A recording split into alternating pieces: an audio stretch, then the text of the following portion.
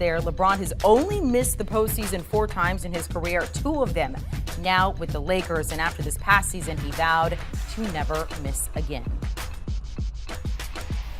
Let's welcome back Bill and Colin here. So we have one burning question for both of you regarding the Lakers, and then we have some other teams where you guys are coming up with your own questions. So here's the question. Colin, we'll start with you. Is this the final year for LeBron and the Lakers?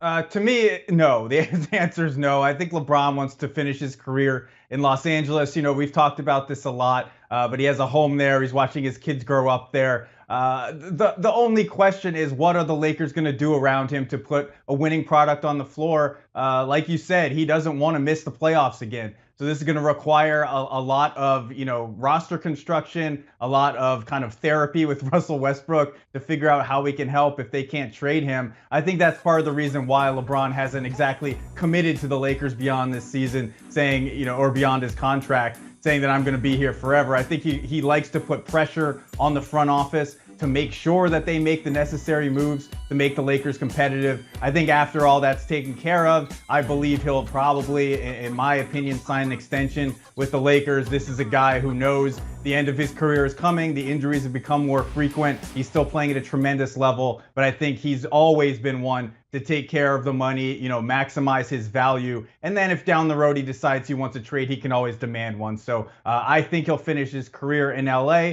but with the caveat that the Lakers do make enough moves that satisfy him in terms of putting a competitor on the floor.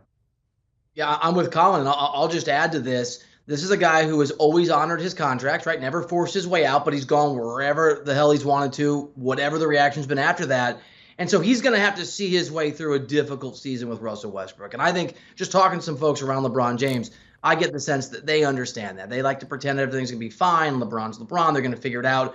But I think LeBron is almost certainly understanding that this next season may not go the way that he wants it to. The good news for the Lakers is it's not as if Russell Westbrook's under contract for 2 or 3 years. It's a single season. That's going to create a lot of flexibility in a year. And Colin just said it. LeBron is going to utilize leverage. He's going to create leverage. And remember, this is a Lakers organization that has always been a player-first organization going back to Dr. Buss. Before player empowerment was a thing, the Lakers made it a part of their motto and a part of their culture. Remember, they gave Kobe Bryant a ridiculous deal in terms of the value for the Lakers at the end of his career. Those last 2 years, the Lakers weren't very good, but they thought it was the right thing to do. So I don't even know if LeBron has to pull those levers to get the quote-unquote leverage that he wants. He's going to have a ton of say in a year. They're going to have the ability to go out and make some moves. LeBron James, as Colin said, loves Los Angeles, California. He wants to be there. And my best guess, and talking to folks around the Lakers a lot and around LeBron sometimes, is that, yes, LeBron probably leaves someday because he said this. He wants to play with Bronny Jr. whenever that time comes.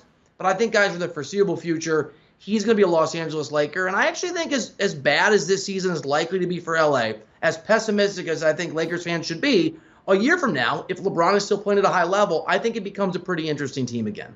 In a year, just be patient for a year there. Do you want a sports network that delivers everything that matters about the game? The highlights, the picks, the instant analysis, no yelling, no fake debates, no politics. Hit the subscribe button and never miss a moment.